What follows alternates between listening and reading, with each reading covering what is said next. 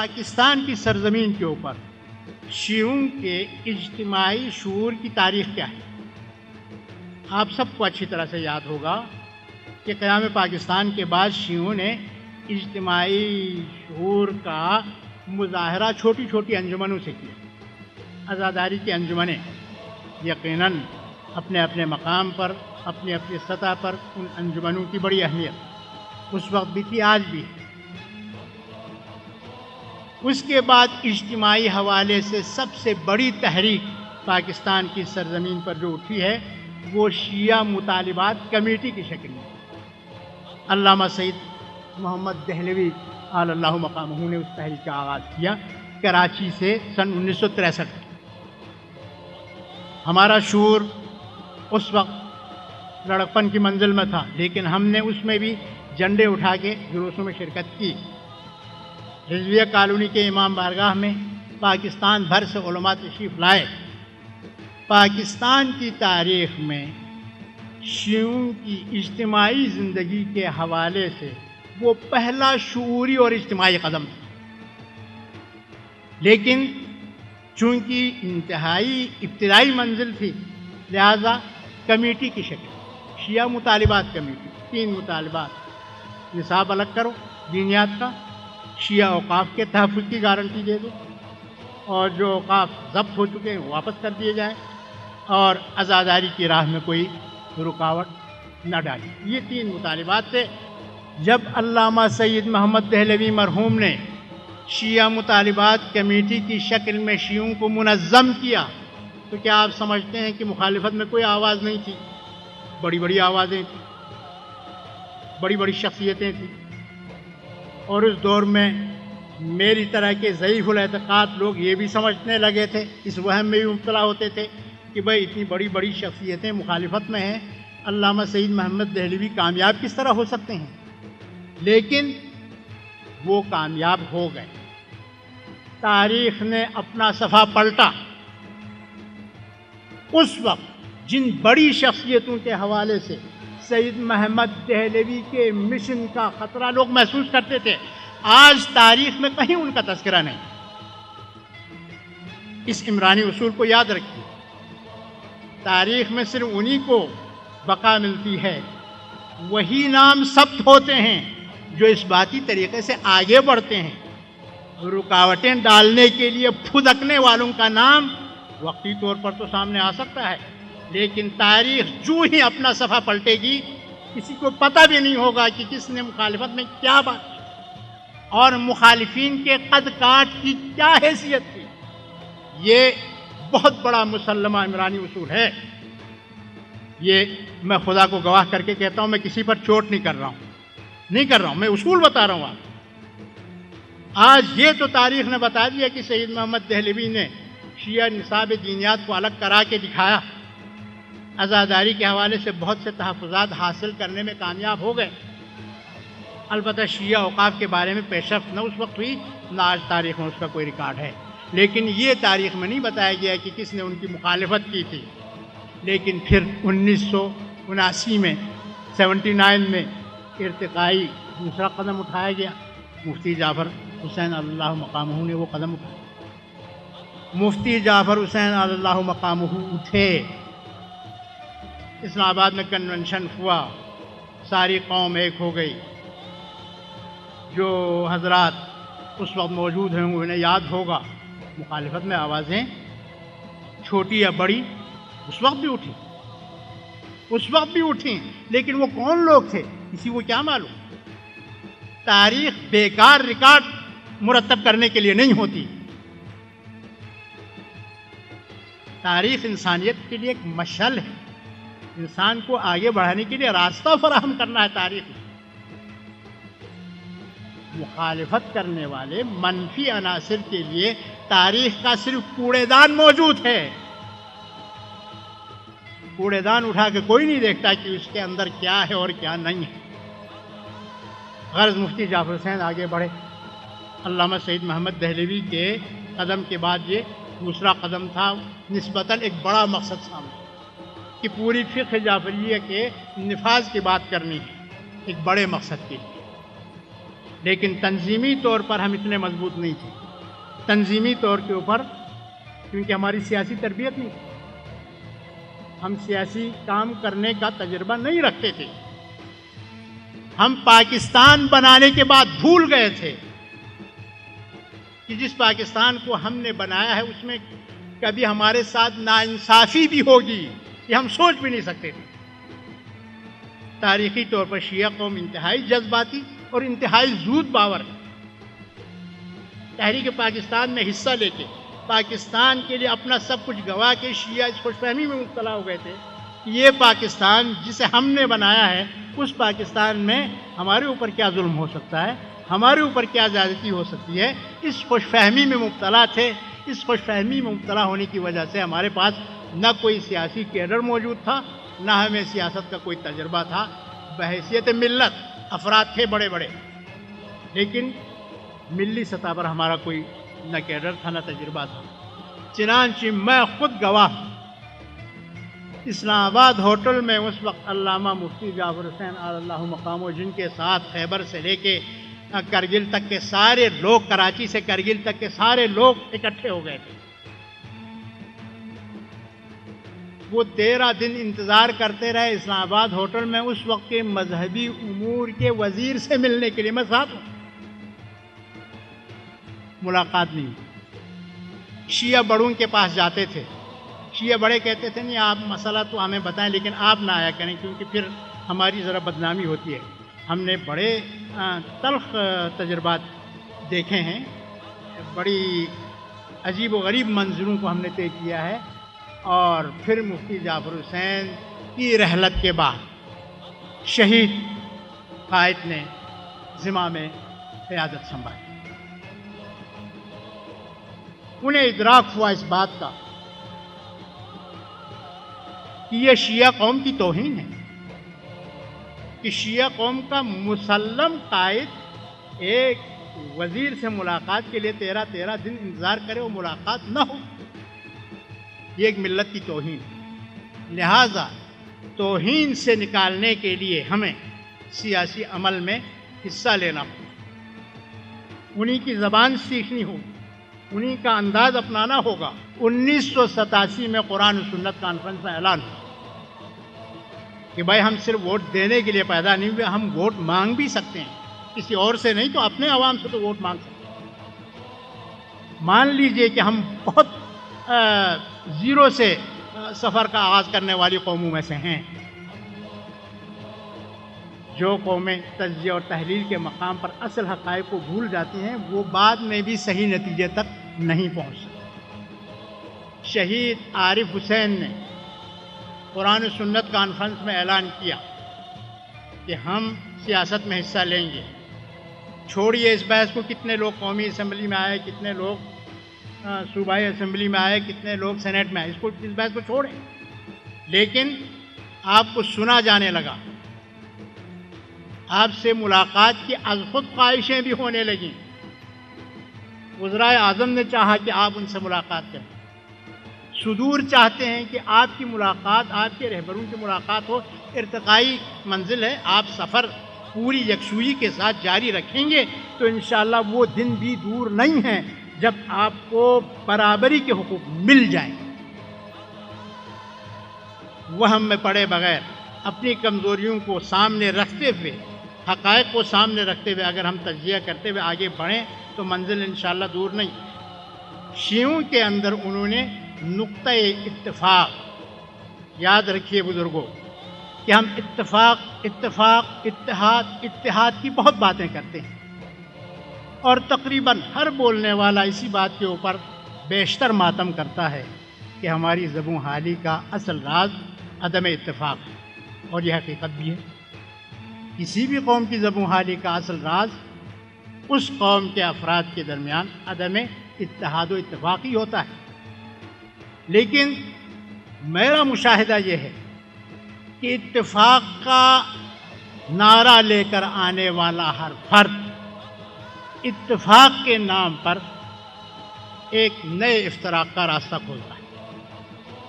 وجہ کیا ہے؟ وجہ یہ ہے بے شک اتفاق ہونا چاہیے، بے شک اتحاد ہونا چاہیے، لیکن اتحاد اور اتفاق کے لیے ایک نقطۂ اتحاد ضروری ہے. وہ ہر شخص کی مرضی سے نہیں ہو سکتا. وہ نقطۂ اتحاد ایک مسلمہ نقطۂ اتحاد ہو سکتا ہے جس کو کوئی شخص متنازع نہ بنا سکے. شہید قائد نے پاکستان کے اندر شیعہ صفوں میں اسی بات کو پھیلانے کی کوشش کی، یہی تعلیم دینے کی کوشش کی کہ اتفاق کا نعرہ دینے سے اتفاق قائم نہیں ہو جاتا، اتحاد کی خواہش کا اظہار کرنے سے صفوں میں اتحاد قائم نہیں ہوتا، بلکہ نقطۂ اتحاد کی ضرورت ہے. اور عالم تشیع کی سطح پر ہم مجبور ہیں کہ جو وقت کا ولی امر ہے مسلمین کا، اسی کو ہم اپنا نقطۂ اتحاد و اتفاق قرار دیں.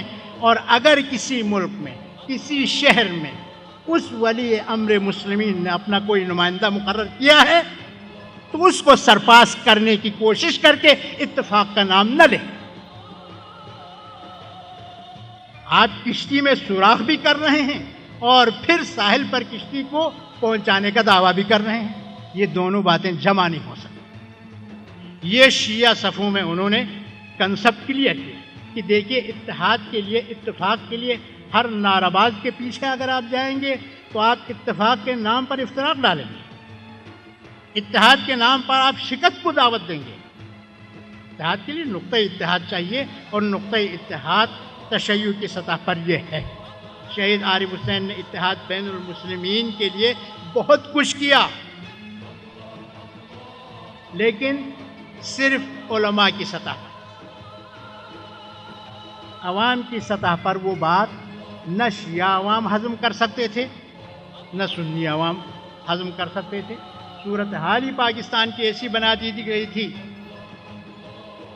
کہ شیعہ عوام جو ہے وہ کسی سنی مذہبی لیڈر کو قبول نہ کریں اور سنی عوام جو ہے وہ کسی شیعہ مذہبی لیڈر کو قبول نہ کریں. علمی سطح پر، بالائی سطح پر مل جانا ایک آغاز ضرور تھا،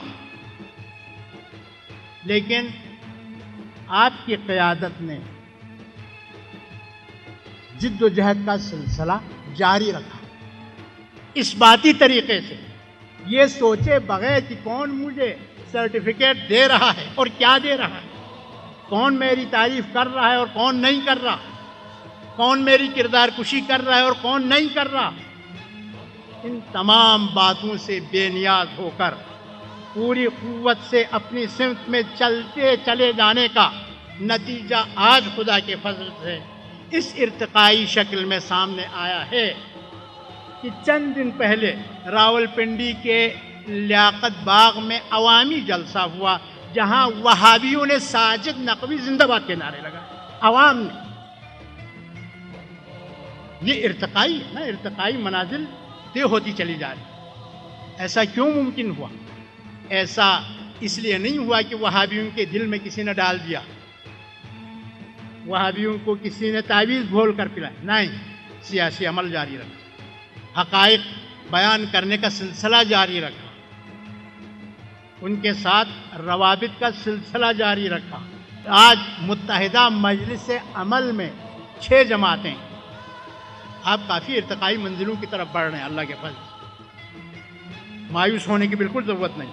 آپ اپنی پچھلی تاریخ کو یاد رکھیے، موجودہ صورتحال کو یاد رکھیے اور آج جو صورتحال ہے اسے ذہن میں رکھیے اور یہ عزم کیجئے کہ اس صورتحال کو بہتر بنانے میں ہم اپنا کردار ادا کریں گے. آج صورتحال یہ ہے کہ تحریک جعفریہ کے اوپر پابندی لگائی، پابندی کے اوپر وہابی حافظ حسین احمد نے پریس کانفرنس میں احتجاج کیا.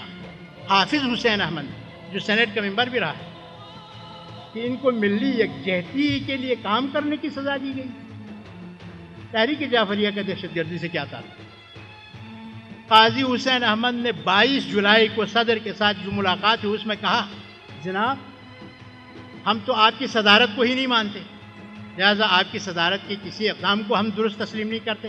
خاص طور پر آپ نے تحریک جعفریہ پر جو پابندی لگائی ہے اس کی ہم سخت مذمت کرتے ہیں.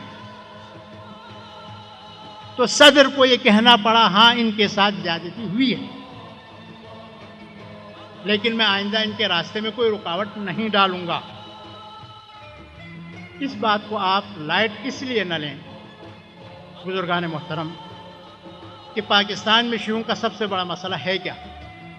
تکفیر کا مسئلہ ہے کہ جہاں یہ کافر مل جائے ان کو قتل کرو، مسجد میں ملے، امام باڑے میں ملے، دکان پہ ملے، مطب میں ملے، جہاں بھی مل جائے ان کو قتل کرو۔ اصل محرک جو ہے آپ کے قتل عام کی محرک، وہ کون سا جذبہ ہے؟ یہی تکفیر کا۔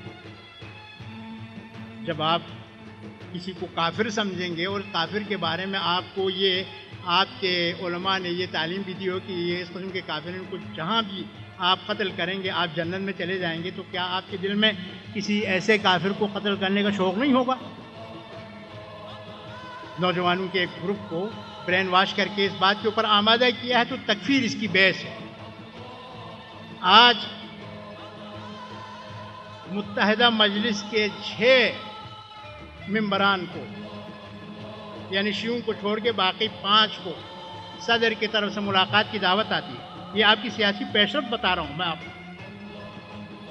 نہ سمجھیے کہ ہاتھ پر ہاتھ دھرے کو یہ بیٹھا ہوا، اور یہ بھی نہ سمجھیے کوئی معجزہ ظہور میں آ رہا ہے۔ معجزہ بھی نہیں ہے، سیاسی عمل ہے، محنت ہو رہی ہے، شب و روز ایک کیے جا رہے ہیں، راتیں جاگی جاتی ہیں، تب جا کے اس طرح کے نتائج سامنے آتے ہیں۔ صدر نے ملاقات کے لیے دعوت دی تو قاضی حسین احمد اور باقیوں نے کہا کہ ہم تو علامہ ساجد نقوی کے بغیر ملاقات نہیں کریں گے۔ حکومت کی طرف سے جواب آتا ہے کہ ان کی تو پارٹی پر پابندی ہے، کہا کہ اس پابندی کو ہم قبول نہیں کرتے اور ہم اس کی مذمت کرتے ہیں، اگر وہ نہیں آتے تو ہم بھی ملاقات کرنے کو غیر ضروری سمجھتے ہیں۔ یہاں تک کہ جب علامہ ساجد نقوی کو ملاقات کی دعوت دی گئی، متحدہ مجلس کے باقی لوگ بھی چلے گئے، اور وہاں سب سے زیادہ 22 تاریخ کی ملاقات میں صدر سے جو شکوہ ہوا وہ یہی ہوا کہ آپ نے ان کے ساتھ زیادتی کی۔ میں اس کو اس انداز میں لیتا ہوں کہ ہمارے اوپر پابندی لگائی گئی تھی فرقواریت میں ملوث ہونے کے الزام میں۔ پاکستان میں موجود فرقے تو ہمارے بغیر صدر سے ملنے کے لیے تیار نہیں ہیں۔ تو آج آپ کے پاس یہ دلیل تو موجود ہے کہ ہماری وہ فرقواریت پھر کس کے خلاف ہے جس کا الزام لگا کے آپ نے ہمارا گلا گھونٹا۔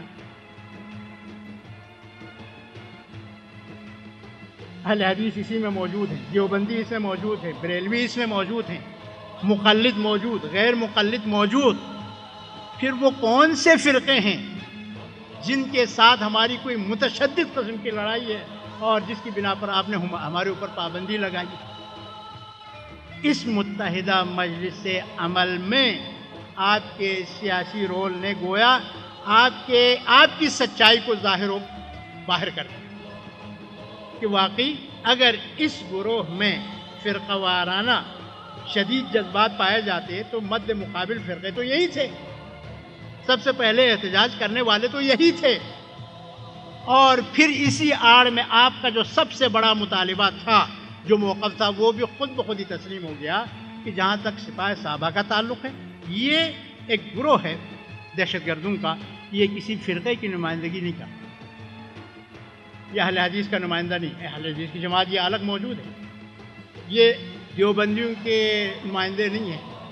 دیوبندی 2 جماعتیں ہیں، شخصی اختلاف کی بنا پر مسئلہ کے اعتبار سے دونوں ہے کہ لیکن شخصیات کے ٹکراؤ میں 2 جماعتیں، دونوں جماعتیں یہاں ان کے ساتھ موجود ہیں۔ جماعت اسلامی ایک الگ تشخص وہاں رکھتی ہے، وہ ان کے ساتھ موجود ہے۔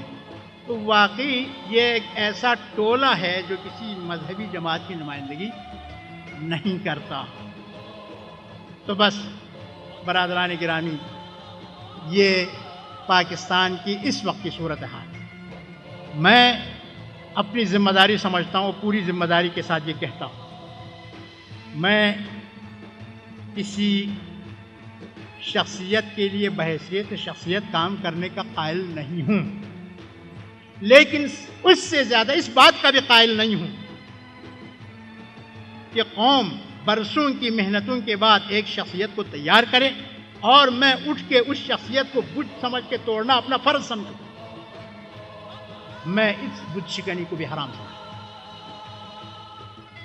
آپ لوگ اہل علم ہیں، شخصیتیں روز نہیں بنتی ہیں، قیادتیں روز نہیں بنتی، نہ قیادتیں لیٹر پیڈ چھاپنے سے بنتی ہیں، بڑا وقت لگتا ہے، بڑا وقت لگتا ہے، آزمائشوں سے گزرنا پڑتا ہے، لوگوں کے دلوں میں یہ احساس اجاگر کرنا پڑتا ہے کہ یہ شخص اپنے عیش و آرام کو ملت کے لیے قربان کرنے کا جذبہ رکھتا ہے، صلاحیت رکھتا ہے، تب لوگ پھر اس کی آواز میں اپنی آواز ملاتے ہیں۔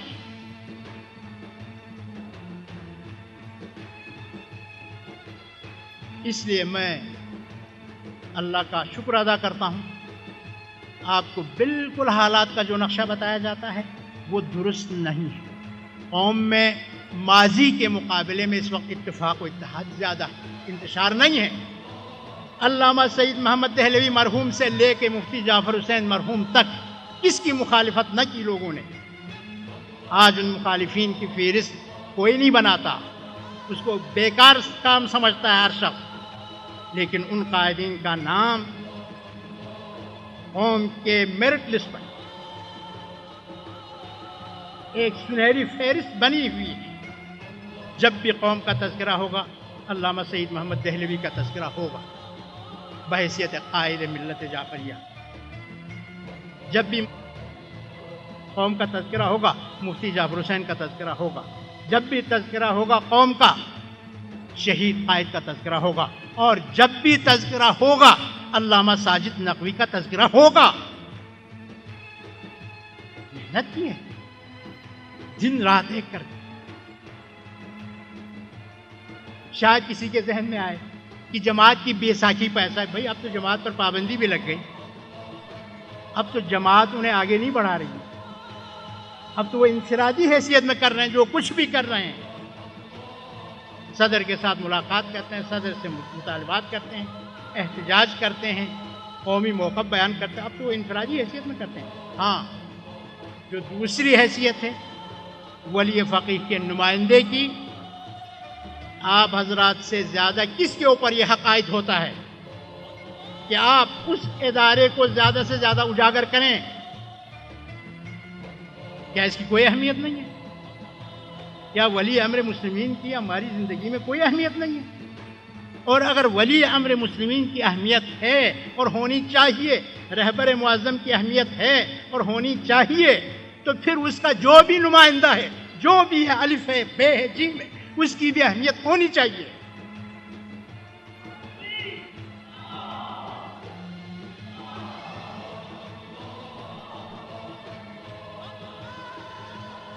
یہ تبلیغ کرنے کا آپ سے زیادہ اور کس کو حق ہے؟ یہ آپ بتائیں گے۔ پنجاب، سندھ اور بلوچستان کے عوام کو معلوم نہیں ہے کہ ولایت فقیہ کیا ہے، ولی امر مسلمین کیا ہے۔ شیعوں کی زبوں حالی کا یہ عالم ہے، بہت سے مومنین کو یہ نہیں معلوم کہ تقلید بھی کوئی چیز ہوتی ہے، مرجعیت بھی کوئی ادارہ ہے۔ انہیں کیا معلوم کہ ولی امر مسلمین کیا ہے، ولایت فقیہ کا کنسپٹ کیا ہے؟ جب اسی کی اہمیت معلوم نہیں ہوگی، اس کے نمائندے کی اہمیت کیا معلوم ہوگی؟ اور پھر جب کوئی اہم شخصیت آپ کے بیچ میں ہوگی ہی نہیں، تو پھر آپ اتحاد کا اور اتفاق کا نعرہ کس بنیاد پر لگائیں؟ اور یہ تو مسلمہ ہے، اس سے کون انکار کر سکتا ہے کہ نقطہ اتحاد بہت ضروری ہے۔ اتحاد کے بغیر قومیں آگے نہیں بڑھ سکتی۔ الحمدللہ ہمیں تو بہت تسلی ہے کہ ہمارے پاس سب کچھ موجود ہے، ہم لاوارث نہیں ہیں، امام زمانہ نے انتظام کر رکھا ہے، اس کے نمائندے ہیں اور اس نمائندے کے نمائندے ہیں۔ جب تک اس نظم و نسق کا کنسپٹ آپ پوری قوم میں نہیں پھیلائیں گے، اجاگر نہیں کریں گے، صرف یہ خواہش کرنے سے کہ شیعوں کو سیاسی طور پر مشکلات نہیں ہونی چاہیے، شیعوں کے اقتصادی مسائل حل ہونے چاہیے، شیعوں میں تعلیمی صلاحیت زیادہ سے زیادہ آنی چاہیے، شیعوں کو مقابلوں میں آگے بڑھنا چاہیے، یہ خواہشیں صرف خواہشوں سے پوری نہیں ہو سکتی. انہیں حق نہیں پہنچتا اور ہم یہ حق نہیں دیں گے کہ کسی خاص فقہ کو، میں کسی فقہ کی نام نہیں لیتا، کسی خاص فقہ کو یا کسی خاص فرقے کو یا کسی محدود سوچ کو پاکستان پر مسلط کرنے کی یہ کوشش کرے. ہم اس کی شدید مزاحمت کریں گے.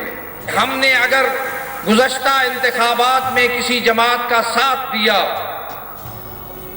اور اس مینڈیٹ میں ہمارا بہت بڑا حصہ ہے تو تعاون اگر دیا ہے تو تعاون لیا بھی ہے. جہاں جہاں انتخابات لڑنے کی ہم نے ڈیمانڈ کی تھی جن سیٹوں کی، وہ سیٹیں ہمیں دی گئیں. اور میں آپ کی توجہ دلانا چاہتا ہوں کہ اسی پارلیمنٹ کے اندر آپ کو گالیاں دی جاتی تھیں، آپ کے مذہب کو گالیاں دی جاتی تھیں، آپ کے ائمہ کی شان میں گستاخی ہوتی تھی. تحریک جعفریہ کے تعاون کا یہ نتیجہ ہے کہ آج اس سیٹ پر وہ دشمن آپ کا موجود نہیں ہے، آج آپ کا نمائندہ اس سیٹ پر موجود ہے. ہم نے اس غلاظت کو، اس نجاست کو پارلیمنٹ کے اندر اور صوبائی اسمبلی کے اندر سے صاف کر دیا ہوا ہے. اس کے بعد ہم نے کسی مشکل میں، کسی مسئلے میں، کسی غلط اقدام پر کبھی بھی تعاون نہیں کیا. کچھ لوگوں نے ناموس صحابہ بل تیار کیا تھا اور ناموس صحابہ بل پر 120 آدمیوں کے دستخط ہو چکے تھے. اگر وہ بل پاس ہو جاتا تو آپ سمجھتے ہیں کہ آپ کی حیثیت کیا ہوتی. بہت کم لوگ جانتے ہیں، پڑھا کیجئے ان باتوں کو. اس بل کے اندر یہ تھا کہ جو شخص خلفاء کا منکر ہو اس کو 80 کوڑے لگائے جائیں. میں مناظرہ نہیں پڑھتا ہوں معذرت کے ساتھ، لیکن مجھے کہنا پڑتا ہے. میں علیل اعلان کہتا ہوں کہ میں خلفاء کی خلافت کا منکر ہوں. میں بے احترامی نہیں کرتا، احترام کرتے ہوئے. احترام اپنی جگہ پر، لیکن عقیدہ اپنی جگہ پر ہے. اور صرف یہ انکار میں نے ہی نہیں کیا. آپ کہتے ہیں اصحابی کلہم عدول بأیہم اقتدیتم اہتدیتم، صحابی سب عادل ہیں، جس کی اقتداء کرو جنت میں جاؤ گے. میں اس میں اقتداء کرتا ہوں سعد ابن عبادہ مشہور صحابی رسول کی، جس نے آخر دم تک خلافت کو تسلیم نہیں کیا تھا. جو سزا سعد ابن عبادہ کی تجویز ہوگی وہ سزا میں بھی برداشت کرنے کے لیے تیار ہوں. اور اگر سعد ابن عبادہ صحابی ہوتے ہوئے جنت میں جائیں گے تو میں ان کی اقتداء میں سب سے پہلے جنت میں جاؤں گا. 120 لوگوں نے دستخط کیے، ہم نے ان دستخطوں کو حذف کروایا. اور جب وہ بل پیش ہوا سینٹ میں تو کوئی اس کا حامی ہی نہیں تھا. آپ جانتے ہیں کہ گزشتہ سپیکر نے، وہ بھی ہمارے کوششوں سے اور ہمارے تعاون سے منتخب ہوا تھا. جب ہماری طرف سے ایک اعلان آیا انتخابات کے سلسلے میں کہ پاکستان کے تحریک جعفریہ کے لوگ کس کی حمایت کریں، سپیکر نے وہیں بیٹھے کہا کہ میں آج ہار چکا ہوں. اسے علم تھا کہ وہ جس کی جیت ہماری وجہ سے تھی، لیکن بہرحال اس نے کوشش کی. ملا کو اس نے پرائیویٹ ڈے جس دن ہوتا ہے، مختلف پیش ہوتے ہیں بل، اس دن اٹھایا. اس نے کہا کہ آپ اٹھیں اور بات کریں. 3 دفعہ کہنے کے بعد 4تھی دفعہ جب اس کو بلایا تو اس نے اٹھ کر کہا جی مجھے میرے حلقے کے فنڈ نہیں ملے ہیں. ناموس صحابہ بل کو بھول گیا، اور میں سمجھتا ہوں کہ ایسا بھولا ہے کہ کبھی اس کو یاد بھی نہیں آئے گا. لیکن اس کے متبادل میں نے ناموس مصطفیٰ بل تیار کر کے رکھا ہوا تھا. صحابہ کفش بردار ہیں پیغمبر کے، خادم ہیں پیغمبر کے. اگر صحابہ کی توہین کے حوالے سے کوئی قانون اس ملک کے اندر پاس ہوگا تو پیغمبر کے آباء و اجداد کی ناموس کی خاطر بھی بل پاس ہونا چاہیے. اگر پیغمبر کے کفش بردار کی توہین کی سزا ہونی چاہیے تو پیغمبر کے آباء و اجداد کے توہین کرنے والوں کو بھی اس سے بڑھ کر سزا ملنی چاہیے. نعرہ حیدری. پی ایف کالج سرگودا کا فارم میں نے دیکھا، ابھی انٹر سروسز کا ایک فارم آیا جس میں فرقے کا خانہ تھا. میں نے نواز شریف کو کہا کہ یہ آپ لوگ ہیں جو فرقہ واریت پھیلا رہے ہیں. اس نے اسی وقت کہیں ٹیلی فون کیا، کس سے بات ہو رہی تھی کہ ہم پہ یہ اعتراض ہے کہ یہ فرقہ واریت گورنمنٹ خود پھیلا رہی ہے. میں نے کہا اس خانے کو حذف ہونا چاہیے. ہم پاکستانی ہیں اور مسلمان ہیں، اس کے علاوہ فرقہ کیا ہے یہ کسی کو حق نہیں پہنچتا ہم سے پوچھے۔ سرکاری سطح پہ نہ وہ کتاب چھپی ہے، ہر سال حاجیوں کو ملتی ہے سعودیہ کی طرف سے، وزارت الشؤون المذہبیہ والاوقاف والدعوت والارشاد، اس کی طرف سے چھپی ہے، اور اس کے اندر باطل فرقے اور اس میں شیعہ فرقے کی طرف غلیظ قسم کے غلط قسم کے عقائد منسوب کیے گئے اور کہا گیا کہ یہ فرقہ کافر ہے۔ میں نے نواز شریف کو کہا کہ سعودیہ تو اپنے ملک میں کاغذ کا ایک پرزہ بھی داخل نہیں ہونے دیتا، اس کو کیا حق پہنچتا ہے کہ ہمارے ملک میں ایسی کتابیں بھیجے جس سے انتشار پیدا ہو اور ایک بہت بڑے کمیونٹی کی، پاکستان کے رہنے والے شہریوں کی توہین ہو۔ آپ جانتے ہیں اس نے بھی ایک غلاظت بکی، ایک غلیظ شخص نے کہا کہ مجھے اور ساجد نقوی کو لے جاؤ اور جب تک فیصلہ نہ ہو تب تک۔ اس سے پہلے ملی یکجہتی کونسل میں بھی ان کے ایک سرپرست نے کہا تھا کہ فلاں و فلاں کو بٹھا دو۔ میں نے اس کے سامنے تو یہ بات نہیں کی، لیکن آپ کو بتانا چاہتا ہوں کہ امیر المومنین نے ایک جملہ کہا تھا بڑے افسوس کے انداز میں، آہ نزلنی الدہر حتی یقال علی و فلاں، ہائے افسوس مجھ علی کو اتنا زمانے نے اتنا گرایا ہے کہ آج علی ابن ابی طالب کے ساتھ کچھ دوسرے لوگوں کے نام لیے جا رہے ہیں۔ میں تشیع کا نمائندہ ہوں، تشیع کا ترجمان ہوں، میرا کسی کے ساتھ ذاتی حیثیت سے بیٹھنے میں کوئی حرج نہیں ہے، اگر شیعہ کے نمائندے کی حیثیت سے کسی خسیس کے ساتھ بیٹھوں تو میں نے تشیع کے مقام کو گرا دیا ہے۔ میں نے کہا ان مولانا کو، میں نے کہا میں 3 سال سے ملی یکجہتی کونسل میں موجود ہوں، میں کسی باطنی فرقے سے تعلق نہیں رکھتا، میرے عقائد، میرے نظریات، میں تشیع کا ترجمان ہوں، کھلی کتاب کی طرح ہے، میں سیاچن کے دامن سے کراچی کے ساحل تک چپے چپے پہ جاتا ہوں، مجھے شیعہ بھی پہچانتے ہیں، سنی بھی جانتے ہیں۔ میں نے اس کو کہا کہ میں نے عقائد، شیعہ کے تمام عقائد بیان کر دیے ہیں، 13 جماعتیں بیٹھی ہیں، آپ بتائیں وہ کون سا نقطہ ہے جس کی وجہ سے مجھے دائرہ اسلام سے آپ خارج کہہ سکتے ہیں؟ ایک شخص جو میرے مذہب کو گالیاں دیتا ہے، میرے آباء و اجداد کو غلاظت بکتا ہے، میں اس کے ساتھ کبھی بیٹھنے کے لیے تیار نہیں ہوں۔ جس قوم کا نعرہ علی ولی، پوری ایجنسیوں نے کوشش کی ہے، پورے حکومتیں یہ کوشش کر چکی ہیں، ہمارے بعض مہربان بھی ہمیں کہہ چکے ہیں کہ آپ ان کے ساتھ بیٹھتے کیوں نہیں ہیں۔ میں سمجھتا ہوں کہ میں تشیع کی توہین نہیں کروں گا، بازاری لوگوں کے ساتھ، خسیس لوگوں کے ساتھ بیٹھنا مکتب اہل بیت کی توہین ہے، برداشت کر لیں گے ہم۔ مسجد کوفہ سے لے کر آج تک شہادتیں، میں سمجھتا ہوں کہ یہ تسلسل ہے انہی شہادتوں کا، اس کے راستے میں کتنی کربلائیں سجی ہیں۔ 2 آدمی موٹر سائیکل پہ آتے ہیں اور ایک آدمی کو قتل کر کے چلے جاتے ہیں، سلمانی ٹوپی نہیں ہوتی ان کے سر کے اوپر، منظم طریقے سے لایا جاتا ہے، منظم طریقے سے چھپائے جاتے ہیں۔ میں ایک جملہ کہتا رہتا ہوں کہ ہم کشتیاں جلا کر چلنے والے نہیں ہیں، اس لیے جو کشتیاں جلا کے چلتے ہیں ان کی تاریخ پڑھ لیجئے، ان کے سامنے اقتدار اور حکمرانی ہوتی ہے، ہم شب عاشور چراغ بجھا کر چلنے والے ہیں۔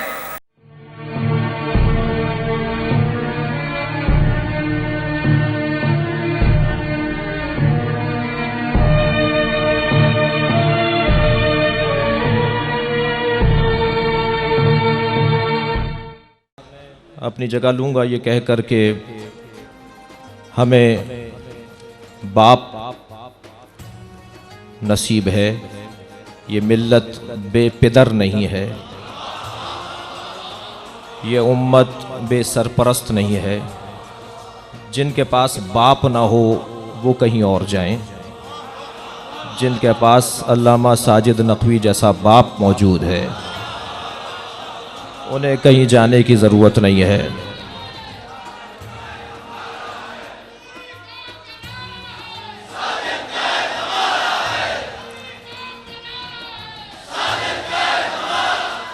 مجتہدین اور آیات اعظام یہاں پر تشریف فرما رہے اور ہیں، لہٰذا اس بات کو کر کے میں اپنی جگہ لینا چاہتا ہوں، وہ یہ کہ پاکستان کے اندر کیا ہو رہا ہے یہ کون بتائے گا؟ جو سمجھدار ہوگا، جو معاملہ فہم ہوگا، بردبار ہوگا، عالم ہوگا، فقیہ ہوگا، جس پر تقلید حرام ہوگی، جو خود اپنے اجتہاد پر عمل کرتا ہوگا، جو مراجع تقلید حضرت آیت اللہ سیستانی حضرت آیت اللہ خامنائی کا معتمد خاص ہوگا۔ کہا جاتا ہے صاحب ایجنسیوں کے حوالے ہو گئے، بک گئے، ایجنسیوں نے خرید لیا۔ میں نے انہیں جواب دیا کہ جو شہید صدر کا شاگرد ہو، جو امام خمینی کا شاگرد ہو، جی جو آغا خوئی کا شاگرد ہو، جس نے حوضتین کو دیکھا ہو، جس نے دو حوضوں میں تدریس اور تعلیم حاصل کی ہو، جب اس پر اعتماد نہیں تو بھائی تم کس کھیت کی مولی ہو؟ ہم ہر بات میں مرجعیت کی طرف رجوع کرتے ہیں، اس مسئلے میں کیوں نہیں کرتے؟ ہر مشکل میں ہمیں مرجع وقت سے پوچھنا ہے، اور پوچھ چکے ہیں۔ یہ وہ کچھ منظر دکھائی دیتا ہے بعض اوقات جو صفین میں تھا، مالک اشتر لوٹ آؤ، اگر لوٹو گے نہیں تو یہ علی کو قتل کر دیں گے۔ کچھ منظر ہمیں یہ دکھائی دے رہا ہوتا ہے۔ کون سے رہبر کی بات کر رہے ہو بھائی؟ رہبر انقلاب مکمل اعتماد جس شخصیت پر کرتے ہوں اسے ساجد نقوی کہا جاتا ہے۔ میں ایک فریضہ شرعی سمجھتا ہوا یہ بیان دے رہا ہوں، قربتاً اللہ یہ بات کر رہا ہوں، اگرچہ مجھے معلوم ہے خود قائد محترم نے کئی مرتبہ مجھ سے کہا کہ میری حمایت کو علنی نہیں کریں۔ اب سے 5 سال پہلے جب بہت زیادہ حالات خراب تھے تو علامہ صاحب نے مجھے خود کہا کہ میری حمایت کو علنی نہیں کریں، آپ کو نقصان ہوگا، آپ خطیب ہیں، آپ ذاکر ہیں، آپ مجالس پڑھتے ہیں، آپ کی مجالس متاثر ہو جائیں گی۔ نہیں، میرا وظیفہ شرعی ہے، میری ذمہ داری بنتی ہے کہ ہم ایک قطرہ اپنے خلوص کا ان کے کام میں ملائیں۔ وہ کون سا جمود کا دور تھا جب جمود رہا؟ بائی یجر و باؤ کا لم تجر، میرا بے تو جر دے اور تمہارا بے جر نہیں دے۔ یہ مجلس عمل کی صورت میں اہل سنت کے ساتھ بیٹھے ہیں تو برا، تم بیٹھو تو صحیح نہیں عزیزو، بہت ہو گئی اس ملک کے اندر بھرپور۔ ہمیں اب میں بزرگوں سے ہاتھ جوڑ کر عرض کر رہا ہوں، مصلحتوں کو ختم کریں۔ جب آپ 4 مخالفوں کے ساتھ بیٹھے ہوتے ہیں تو آپ حمایت کرتے ہوئے بولتے نہیں ہیں۔ آپ کو ان مخالفوں کے سامنے اب بولنا پڑے گا کہ پاکستان کا مالک، وارث، سرپرست، رہبر، رہنما، قائد ساجد نقوی ہے۔ اس ملک کے اندر بردباری سے سیاست ہوگی، سمجھداری سے، حکمت سے، دانائی سے، ہوشیاری سے، معاملہ فہمی سے اور تدبر سے قیادت چلے گی۔ اور ہر دور سے کہیں زیادہ سید محمد دہلوی چند دن کے لیے گھر بٹھا دیے گئے، ہر قائد کے ساتھ یہی ہوا ہے۔ جب ان سے پوچھا گیا کہ آپ فعال دکھائی نہیں دیتے، فرمانے لگے کہ اونچی چھلانگ لگانے کے لیے پیچھے ہٹنا پڑتا ہے۔ مفتی جعفر حسین کو کس کس نے اذیت نہیں پہنچائی؟ شہید حسینی کا جو آج کرتا لیے پھر رہے ہیں، انہوں نے شہید کو کیا کچھ نہیں کہا؟ شہید حسینی کو اذیت پہنچانے والے کم نہیں ہیں۔ لہٰذا ہر دور میں قیادت کو یہی سامنا کرنا پڑا ان مسائل کا۔ اور میں سلام پیش کرتا ہوں، اگر ہمارے یہاں مروجہ پیری مریدی کا نظام ہوتا، جو مروجہ پیری مریدی ہے، اس کا نظام اگر رائج ہوتا تو میرا مرشد ساجد نقوی ہے۔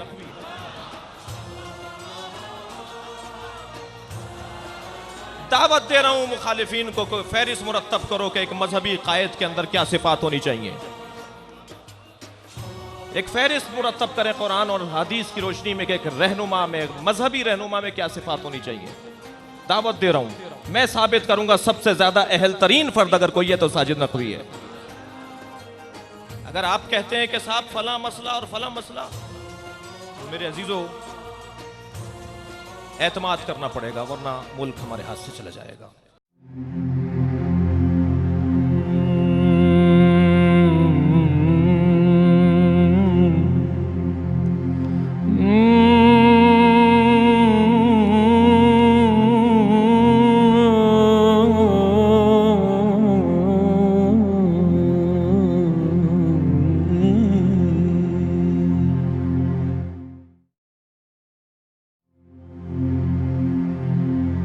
Oh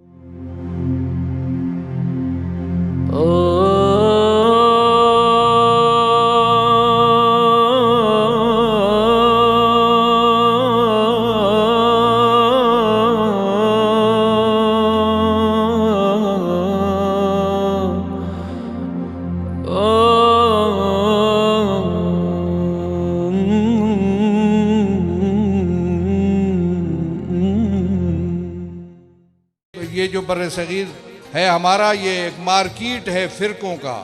ان فرقوں کے اندر تشیع کو ایک فرقے کی حیثیت سے نہ جانا جائے. تشیع ایک تحریک کا نام ہے، ایک جد و جہد کا نام ہے، ایک سوچ کا نام ہے، ایک مکتب فکر کا نام ہے، ایک نظام اور سسٹم کا نام ہے. وہ سسٹم جس نے اسلام کو بچانا تھا، وہ سسٹم جس نے اسلام کو نافذ کرنا تھا، وہ سسٹم جس نے اسلام کو متعارف کرانا تھا، وہ سسٹم کا نام تشیع ہے. تشیع اسلام کا فطری نتیجہ ہے. جو صورتحال پاکستان کی ہے انتہائی گمبھیر ہے. میں ہر دروازہ کھٹکھٹا چکا. مذاکرات کی بات کرتے ہیں، میں کر چکا مذاکرات. کس کس سے کرنے تھے مذاکرات؟ ایک پی این سے لے کر، چپڑاسی سے لے کر صدر تک میں اپنی آواز پہنچا چکا. حجت تمام کی میں نے ان کے اوپر، اور میں نے ان کو واضح کہا کہ یہ چیزیں قابل برداشت نہیں ہیں. پاکستان کے اندر بے گناہوں کو اس انداز میں تحقیق کرنا، مسافروں کو، مسافر جیسے آپ نے سنا، مسافروں کو تو لوگ احترام کرتے ہیں. اکرم الضیف ولو کان کافرا، ضیف کی عزت کرنی چاہیے، لیکن جس انداز میں کیا گیا اور جس طریقے پہ دیدہ دلیری کے ساتھ اور ڈھٹائی کے ساتھ یہ کام ہوا، صورتحال یہ ہے کہ اس پر کوئی ٹس سے مس نہیں ہوا. میں ایک مدت سے کہہ رہا ہوں، یا پاکستان کے اندر کوئی بھی نہیں ہے جس سے ہم یہ مطالبہ کر سکیں، لیکن اس کے باوجود ہم نے مطالبات کیے، مذاکرات کیے، یادداشتیں دی. ابھی 4 دن پہلے ہم نے اس کو وزیر داخلہ کو بھی یادداشت بھیجی. ہم مذاکرات کر چکے ہیں. کسی قاتل کو آج تک سزا نہیں ملی.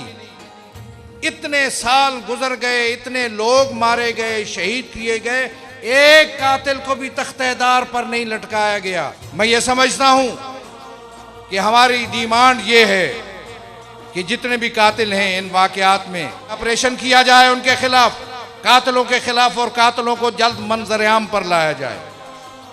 لوگوں کو بتایا جائے، حقائق لوگوں کے سامنے لائے جائیں، ان کو بتایا جائے کون ہے، ان کے سرپرست کون ہیں، اور ان کو جلد کیفر کردار تک پہنچایا جائے، قاتلوں کو اور مجرموں کو. اور اس کے ساتھ ساتھ لوگوں کے تحفظ کے لیے، جان و مال اور عزت و آبرو کے تحفظ کے لیے اقدامات کیے جائیں. اور اگر یہ اقدامات نہ ہوئے، میں سمجھتا ہوں کہ جب تک یہ مطالبات پورے نہیں ہوں گے، اس وقت تک ہم خاموشی سے نہیں بیٹھیں گے. حیران ہوں میں کہ یہ ملک کیسا ہے، جنگل سے بھی بدتر صورتحال ہو چکی ہے. یہ پاکستان کی بجائے اس کو قاتلستان بنا دیا گیا ہے. میں حکمرانوں کو متوجہ کرتا ہوں کہ وہ قانون کی عملداری کریں، رول آف لا قائم کریں. لوگوں کی جان و مال کا تحفظ ان کی ذمہ داری ہے. میں اس سے گریزاں نہیں ہوں. میں رابطے کروں گا حکمرانوں سے بھی، میں رابطے کروں گا بین الاقوامی تنظیموں سے. وہ جو انسانی حقوق کی علمبردار تنظیمیں ہیں ان سے بھی رابطے ہوں گے. ہر وہ شخص جس کے اندر ضمیر موجود ہے اس کے ساتھ رابطہ ہوگا.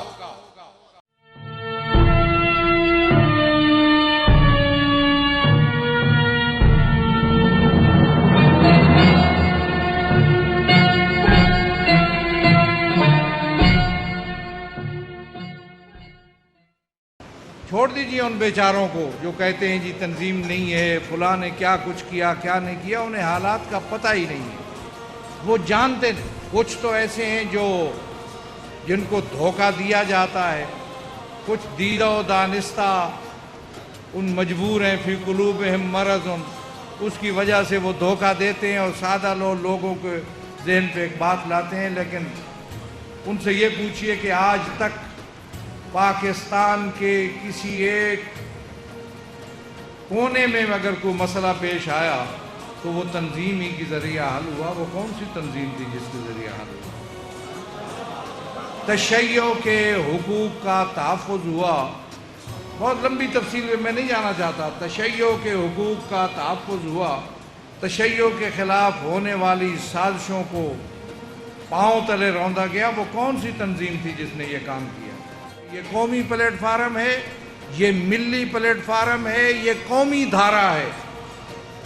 اس دھارے کے اندر رہنے میں قوم اس کی بھی بہتری ہے اور قوم کی بھی بہتری ہے. جو لوگ اس دھارے سے جدا ہوئے مجھے نہیں پتا، میں ان کے بارے میں کچھ نہیں کہتا.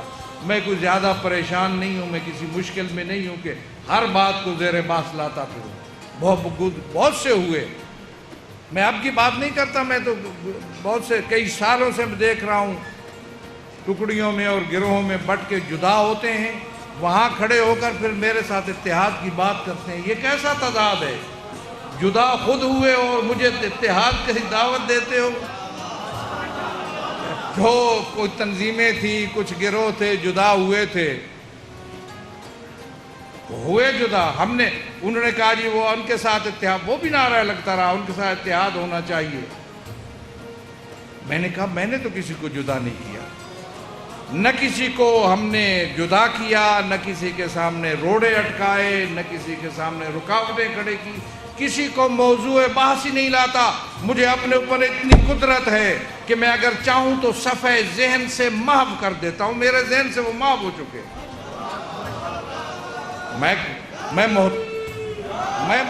میں مجبور نہیں ہوں. اسی لیے میں کہتا ہوں کہ یہ وحدت و اتحاد کا عمل بھی کسی مجبوری اور کسی کمزوری کی وجہ سے نہیں ہے. میرا مشن ہے، میری ذمہ داری ہے، میرا فریضہ ہے جس کو میں ادا کر رہا ہوں. میں کسی حوالے سے پریشانی میں اور مشکل میں نہیں ہوں، اس لیے کہ میں حالات کو جانتا ہوں. پریشان وہ لوگ ہوتے ہیں جنہیں حالات معلوم نہیں ہیں. بند کمرے میں اگر اندھیرا ہو جائے تو جس کو دروازے کا پتہ نہیں ہوگا وہ ٹامک ٹوئیاں کھائے گا وہاں پہ. اسی لیے بغیر انفارمیشن اور بغیر معلومات کوئی شخص رہنمائی نہیں کر سکتا. پاکستان میں اب کیا ہو رہا ہے؟ یہ کون چلا رہا ہے پاکستان کو؟ کہ جہاں نہ کوئی آئین ہے، نہ کوئی قانون ہے، نہ کوئی انصاف ہے، نہ کوئی کلچر ہے، نہ کوئی تہذیب ہے، نہ کوئی رسم ہے، نہ کوئی روایت ہے، کسی چیز کی پرواہ نہیں ہے. اور کس انداز میں یہ ملک چل رہا ہے اور کون چلا رہا ہے، مجھ سے بڑھ کر نزدیک سے ان کو کون جانتا ہے، میں نے سب کو کھنگالا ہوا ہے. تمہارے جی ایچ کیو پہ حملہ ہوا تو میں بتا سکتا ہوں کہ کیسے حملہ ہوا اور کیسے حملہ کرایا گیا اور کس نے کرایا. کوئی نہیں بتائے گا. ڈرتے ہیں لوگ. اور اسی لیے میں کہتا ہوں کہاں پلتے ہیں یہ لوگ؟ یہ جو خودکش حملہ آور ہیں، ان کی فیکٹریاں کہاں پہ ہیں؟ میں نے تو ان کو جھوٹوں کو گھر تک پہنچایا.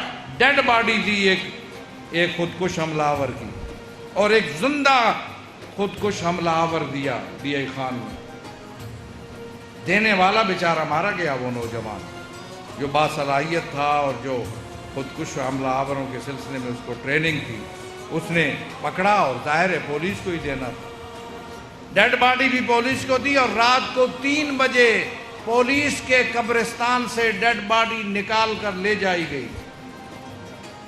آج وہ صاحب جو کبھی وزیر ہوتے ہیں کبھی مشیر، میں نے اس کو سامنے بالمشافہ کہا تھا، مجھے بتاؤ وہ اکٹھے کرتے رہتے تھے نا، آپ کوئی بازو مل گیا، کوئی سر مل گیا، کوئی دھڑ مل گیا، میں نے پوری ڈیڈ باڈی دی ہے. اب اس کو بتاؤ یہ کہاں پلتا رہا اور اس کو پالنے والے کون تھے اور یہ فیکٹریاں کہاں پہ تھیں؟ یہ ملک ہے جس کے اندر فیکٹریاں ہیں اور تم جانتے نہیں ہو کہ کہاں پہ ہیں. ملک نہیں ہے، تباہی کے دہانے پہ پہنچ چکا ہے. ان حالات میں آپ کیا کر سکتے ہیں سوائے اس کے کہ اپنے اندر قوت اور وحدت پیدا کریں. قوت، اپنی طاقت پیدا کریں. اس ملک کے اندر بغیر قوت کے کوئی زندہ نہیں رہ سکتا. میں اگر الگ محفل میں ہوتے تو ایک غیر پارلیمانی لفظ بول کے میں کہتا کہ یہاں اس طریقے کی زندگی کے بغیر کوئی نہیں رہ سکتا. اس ملک کے کلچر کو بدل دیا گیا ہے، اس ملک کی معیشت تبدیل، اس ملک کا نظام تبدیل، اس ملک کا سسٹم تبدیل. جن کو تم یوں ہاتھ ہلاتے ٹی ویوں پر دیکھتے ہو وہ مجھ سے بھی زیادہ بے بس ہیں. مجھے کہتے ہو فلاں کے پاس جاؤ اور اس سے مانگو، اس سے مطالبہ کرو اور اس کو کہو. وہ اتنی قدرت بھی نہیں رکھتا جتنی میں طاقت رکھتا ہوں. میں اپنی طاقت کو حکمت سے استعمال کر رہا ہوں، اس لیے معاملہ چل رہا. اگر نادان ہوتا میں تو قوم کٹ چکی ہوتی. یہ تو گلی پشتوں کے پشتے لگ چکے اور گلیوں میں لاشوں کے ڈھیر ہوتے، ان کا پروگرام یہ تھا تمہارے حیثیت کو، تمہارے وقار کو، تمہاری عظمت کو، تمہارے وجود کو ختم کرنا تھا۔ میں تشیع کے وجود اور عظمت کی جنگ لڑ رہا ہوں۔ مدارس ہیں، مساجد ہیں، ادارے ہیں، سب آباد رہے، میں ان کا حامی ہوں۔ تشیع کے اور اس کو تم میں سے سادہ لوگ جو ہیں، جن کے پاس 4 پیسے ہیں، ان نادانوں کو یہ پتہ نہیں ہے۔ وہ کہتے ہیں جی یہ سیاسی لوگ ہیں اس لیے ہم ان کی مدد نہیں کرتے۔ انہیں ابھی سیاست کی ابجد کا بھی پتہ نہیں ہے۔ وہ اس قومی کاز کو سیاسی سمجھتے ہیں۔ اس لیے سن 90 میں گیا تھا کچھ لوگوں کے پاس، میں نے وضاحت کی کہ میں یہ کر رہا ہوں، یہ کرنا چاہتا ہوں۔ انہوں نے اس وقت مجھے 20,000 روپے دیے تھے۔ اللہ نے مجھے اس نعمت سے نوازا ہے کہ اس کے بعد اس طرف رخ کر کے میں نے دیکھا نہیں۔ میری غیرت یہ گوارا نہیں کرتی، اور دوسری جگہوں پہ بھی میں بہت سی جگہوں پہ نہیں جاتا ہوں۔ قومی غیرت کا سوال ہے، میرے وجود کا مسئلہ نہیں ہے۔ میں سمجھتا ہوں کہ اب چونکہ ایک صورتحال ہم چلتے رہے، ایک انداز سے جاری رہا، تنظیمی عمل بھی تھا جس حد تک ممکن تھا۔ میں لوگوں کے خاندانی نظام کو میں نے ڈسٹرب نہیں کیا، ان کی زندگیوں کو ڈسٹرب نہیں کیا۔ لوگوں کے گھروں میں ٹھہرنا میں نے چھوڑ دیا تھا۔ میں جامع المنتظر کے گیٹ سے گزر جاتا تھا، اندر نہیں داخل ہوتا تھا۔ میرا مدرسہ برداشت نہیں کر سکتا، میں کر سکتا ہوں۔ میں اس کو مشکل میں نہیں ڈالنا چاہتا، وہ دور بھی تھا۔ اور پھر ہم آگے بڑھتے رہے، اور اب تو صورتحال یہ ہے کہ جس ڈی پی او کو میں ہر ڈی پی او کے ہر ضلع کے اندر موجود ہوں، میں چل رہا ہوں تو ان کو پتہ ہوتا ہے، اس لیے میں ڈی پی او تک بات کرتا ہوں۔ میں صوبائی حکومتوں کب تک بھی نہیں جاتا۔ میں نے کہا ڈی پی او کو کہو کہ امن و امان میں ہم تعاون کے لیے حاضر ہیں اور کرتے رہتے ہیں، ہمیں کوئی دلچسپی نہیں ہے بدامنی پیدا کرنے میں، اور یہ مسئلہ ہے یہ تمہارے ذریعہ حل ہو سکتا ہے، اور حل کرو اور امن و امان کو قائم کرو۔ حل کرتے ہیں ڈی پی او مسائل۔ یہ اور بات ہے کہ الجھا دیں، سادہ لوگ ہیں، ان کو بتاؤ کہ تنظیم کی طرف رجوع کریں۔ اس سے پہلے تھا کہ جب مشکل تھی، میں نے بتایا آپ کو، ایسی مشکل بھی تھی کہ 3-4 بجے رات کو آتے تھے، اٹھا کر لے جاتے تھے مجھے۔ بچے صبح فون کرتے تھے کہ بابا کو رات کو لے گئے، ہمارے پاس اس وقت ناشتے کے پیسے بھی نہیں ہیں۔ یہ کام بھی ہم نے کیا۔ کوئی شخص نہیں کہہ سکتا پاکستان میں جس نے کسی مذہبی، اجتماعی، مالی، سیاسی کسی مسئلے سے حوالے سے رابطہ کیا ہو اور اس کو جواب نہ ملا ہو۔ میرا ٹیلی فون ہر شخص کے لیے کھلا ہے، ہر شخص رابطہ کر سکتا ہے۔ اس لیے میں سمجھتا ہوں کہ اب معاملہ آگے بڑھنا چاہیے، تنظیمی عمل ہونا چاہیے، اور یہ تنظیم صرف میری یا ان حضرات کی نہیں ہے، آپ سب ذمہ دار ہیں۔ فعالیت اس حد تک، میں پھر کہوں گا جس حد تک آپ کے لیے ممکن ہے اور کوئی مشکلات پیدا نہ ہو، فعالیت کیجیے۔ آپ کا قومی پلیٹ فارم پہلے بھی آپ کی خدمت کے لیے موجود تھا، اب ایک نئے انداز میں آپ کی خدمت کے لیے سامنے آیا۔ پہلے بھی کوئی مشکل نہ تھی، جو کہتے ہیں کہ تنظیم نہیں ہے، فلاں ہے، وہ ان کا اپنا ذہن ہے، ان کی ذہنی کمزوری ہے، ورنہ ہم کسی مشکل میں نہیں ہے۔ اور نہیں وحدت و اتحاد کی بات پھر میں آپ کو بتاؤں، وحدت و اتحاد جو برابر لیول کے ہمارے مکاتب فکر ہیں، ان کے ساتھ تو طریقہ کار ہول ہے، اور جو گروہ ہیں یا کچھ لوگ ہیں جو جدا ہو کے اپنا الگ گروہ بناتے ہیں، تو اس میں وحدت و اتحاد یہ ہے کہ ہم ان کے کیے پہ خاموش رہیں اور دعا کریں کہ اللہ تعالیٰ ان کو اچھا عمل کرنے کی توفیق عنایت فرمائے۔ تشیع کے اندر وحدت کی جو بات کرتے ہیں، کیا مطلب؟ وحدت ہوتی ہے برابری کی بنیاد پر۔ تشیع کا پلیٹ فارم قومی ایک ہے۔ تشیع شیعہ علماء کونسل، اسلامی تحریک، تحریک جعفریہ، تحریک نفاذ فقہ جعفریہ، یہ کوئی گروہ نہیں ہے، قومی سطح پر، بین الاقوامی سطح پر شناختہ شدہ پلیٹ فارم ہے جس کی اپنی حیثیت۔ تشیع کا جو رول ہے پاکستان کی سیاست میں، اس رول کو بیان کیجیے، اور جو سعادت ہمیں حاصل ہوئی ہے اس کو بھی بیان کر دیا کیجیے۔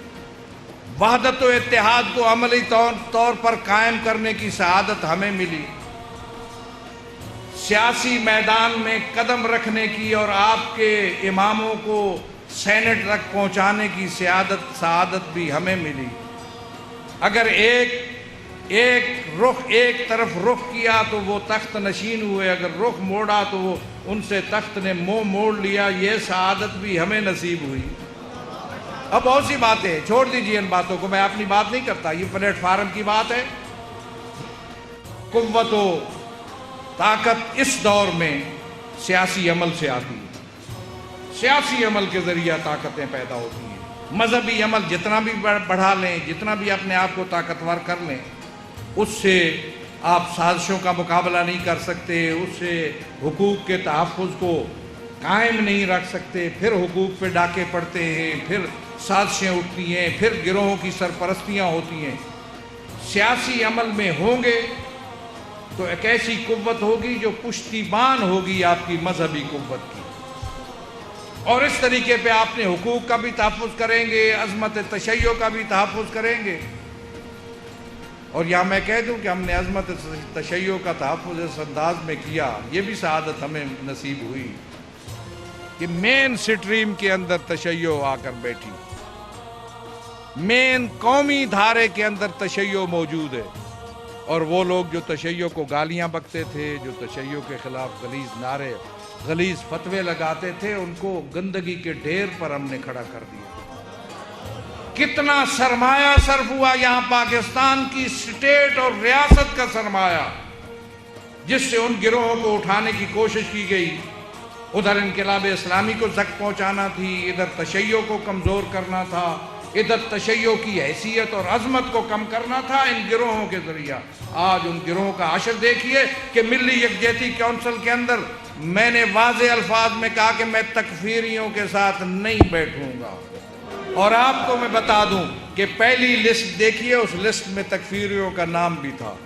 جب میں نے دو ٹوک انداز میں کہا، میں نے کہا ہم نے طے کیا ہے کہ تکفیریوں بہت ہو چکی، تکفیریوں کے ساتھ نہیں بیٹھیں گے اس ملک کے اندر، ہم کو مجبور نہیں ہے، کسی مشکل میں نہیں ہے۔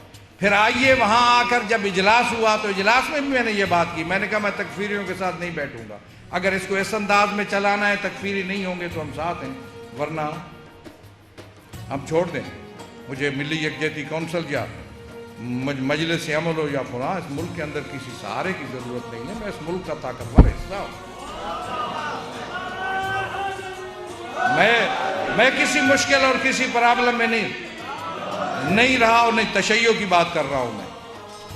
پھر اس کے بعد انہوں نے کہا جی ہم ایسا کرتے ہیں کہ سارے مل کے ایک اعلامیہ یا کوئی اس چیز کی بناتے ہیں کہ جس سے یہ ہم کہ شیعہ مسلمان ہیں۔ میں نے کہا مت کہو ایسے، اس بات کی میں اجازت نہیں دیتا، اس لیے کہ میں یلغار کو برداشت کر سکتا ہوں، تم برداشت نہیں کر سکتے ہو، میں کمزوروں کا سہارا نہیں چاہیے۔ اور دوسری بات میں نے واضح الفاظ میں کہا کہ میں فتووں کی بنیاد پر اپنی شناخت نہیں کروانا چاہتا، میں پاکستان میں قرآن و سنت کو براہ راست سب سے بہتر سمجھ سکتا ہوں، مجھے کسی فتوے کی سہارے کی ضرورت نہیں ہے۔ بلکہ میں نے ان کو لائن دی، میں نے کہا مولانا شیرانی کیوں پڑھی تھی آپ نے نماز میرے پیچھے؟ میں تو مشن کی بات کرتا ہوں، مجھے آپ میرے پیچھے نماز پڑھنے کی جو بات تھی، میں کوئی اس کا خواہش مند نہیں ہوں، میں مجلس عمل میں رہا، کبھی خواہش نہیں کی کہ آپ آئیں میرے پیچھے آ کر نماز پڑھیں۔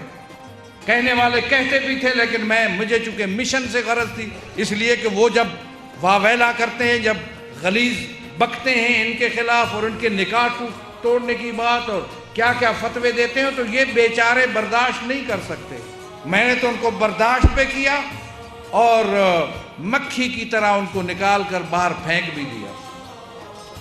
ہم کہتے ہیں یا لیتنا کننا معکم فنفوز فوزا عظیما، کاش اب ہوتے تو آپ کے قدموں میں سر نچھاور کرتے۔ آج سر نچھاور کی ضرورت نہیں ہے، ایک پرچی نچھاور کرنے کی ضرورت ہے۔ اس پرچی سے حقوق کا تحفظ ہوگا، مظلوموں اور محروموں کے حقوق کا تحفظ ہوگا، اور حسین کو ماننے والوں کے حقوق کا تحفظ ہوگا، ملت مسلمہ کے حقوق کا تحفظ ہوگا۔ لوگ ہمارے ساتھ ہیں، عوام ہمارے ساتھ ہیں، میں تو ملک کے کونے کونے اور چپے چپے میں اور ہر جگہ جاتا ہوں، لوگ جس انداز میں محبت کرتے ہیں وہ دیدنی ہوتا ہے۔ عوام کو اس حد تک ہم بوجھ ڈالیں گے جس حد تک عوام برداشت کر سکتے ہیں۔ البتہ آپ کو یہ بھی علم ہو کہ جب میں اپیل کرتا ہوں ووٹ دینے کی تو تشیع کی خاموش اکثریت میرے کہنے پر ووٹ دیتی ہے۔ آپ یہیں پہ اندازہ لگا لیجئے، اپنے ارد گرد اندازہ لگا لیجئے، اور یہی اسلام آباد کے حلقے میں اندازہ لگائیے جہاں پہ مذہبی جماعت کا آدمی کھڑا تھا، پچھلی طرف جیتا تو کا وہی فیصلہ کن ووٹ ہمارا تھا جو وہاں تھا۔ اور میں تو صرف گیا تھا صدر لغاری کی فاتح خوانی کے لیے، گزرا ایک دفعہ، تو اس کے بعد اس کا بیٹا جیتا، خالصتاً ہمارے ووٹوں سے جیتا۔ لوگوں کو شاید یہ پیغام ملا کہ ہم اس کے حق میں ہیں، تو لوگوں نے ووٹ دیا۔ مجلس عمل نے خود تسلیم کیا کہ شیعوں کے ووٹ ہمیں ملے ہیں، اس سے بڑھ کر اور کوئی بات ہو نہیں سکتی۔ ہم پاکستان کی تقدیر لکھنے کے مرحلے پر پہنچ چکے تھے، سازش ہوئی ہمارے خلاف، برداشت نہیں کر سکتی کچھ قوتیں ہمیں، لیکن ہم پاکستانی ہیں۔ میں اس دن بھی میں نے کہا کہ میں محب وطن ہونے کا سرٹیفکیٹ کسی تنخواہ دار سے لینے کے لیے تیار نہیں ہوں۔ ہم پاکستان کے مالک ہیں، وارث ہیں، ہم صدیوں سے یہاں موجود ہیں۔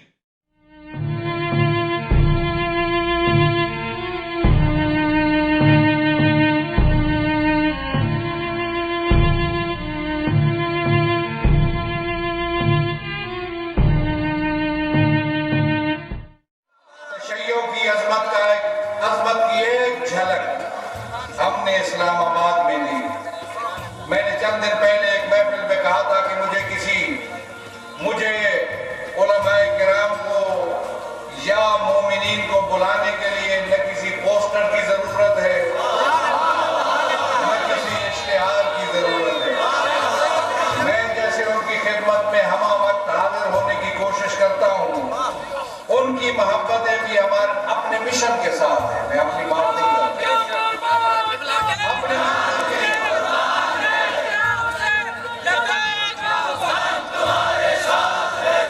تشیع ایک فکر کا نام ہے، تشیع کی بنیاد خود پیغمبر گرامی قدر نے رکھی۔ پہلا پتھر تشیع کا پیغمبر نے رکھا، پہلا بیج تشیع کا پیغمبر نے بویا۔ جب کہا فرمایا یا علی انت وشیعتک هم الفائزون، علی آپ اور آپ کے شیعہ ہی ہیں جو کامیاب ہونے والے ہیں۔ کسی گروہ کی دعوت نہیں دے رہے تھے، کسی فرقے کی، پیغمبر کسی فرقے کی طرف نہیں بلا رہے تھے، علمی باتیں کسی گروہ کی طرف نہیں بلا رہے تھے۔ پیغمبر دعوت دے رہے تھے کہ جتنا علی وسیع ہے، جتنا علی عظیم ہے، جتنا علی بلند ہے، تشیع اتنی ہی بلند ہے۔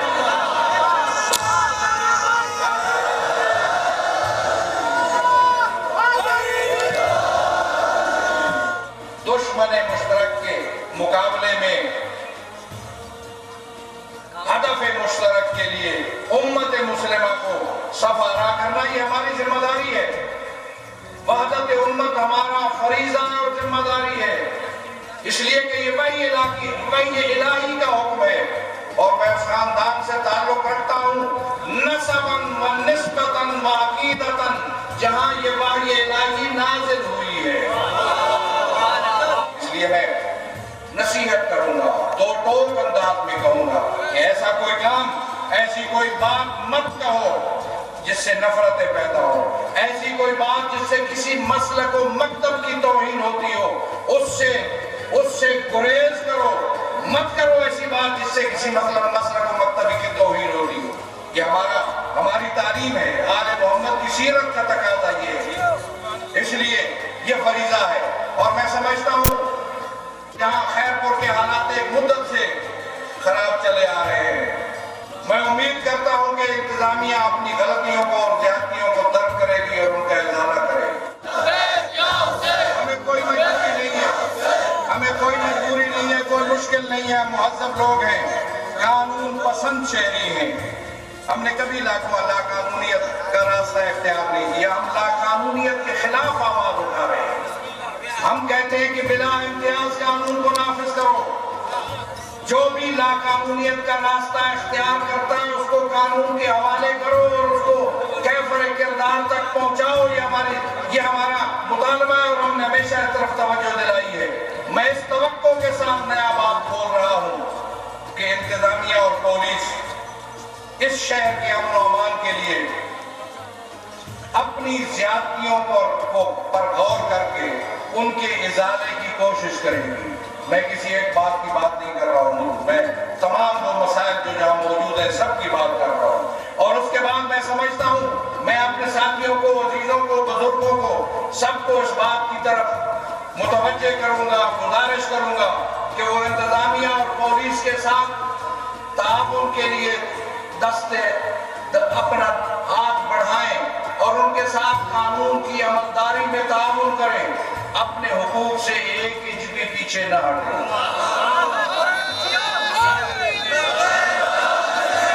شہری آزادیاں ہمارا حق ہے، ہمارے بنیادی حقوق ہیں پاکستان کے اندر۔ میں عوام کی بات کرتا ہوں، ان حقوق سے ایک انچ بھی پیچھے ہٹنے کے لیے ہم تیار نہیں ہیں۔ آپ کے علم میں ہے یہاں تو شاید ہوگا یا نہیں، پنجاب کے کسی ضلع میں میں پچھلے دفعہ گیا تو وہاں یہ تھا کہ وہ وہاں کے کچھ ذمہ دار یہ کہتے ہیں کہ مجلس اعضاء کے لیے اجازت لو۔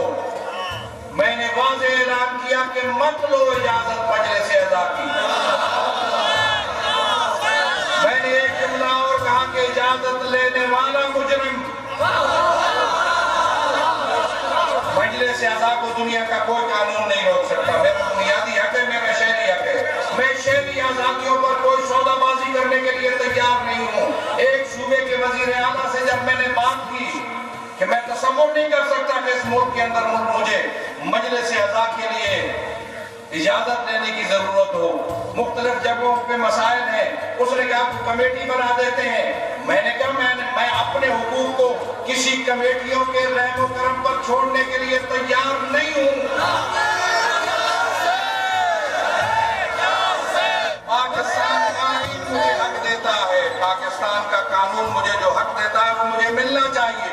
یہاں تو ظاہر ہے ایک مقامی صورتحال ایسی تھی، پورے پاکستان کی صورتحال دیکھ لیجیے، تمام طبقات کے حوالے سے صورتحال دیکھ لیجیے، کراچی کے اندر کیا ہو رہا ہے، بے گناہ لوگ مارے جا رہے ہیں۔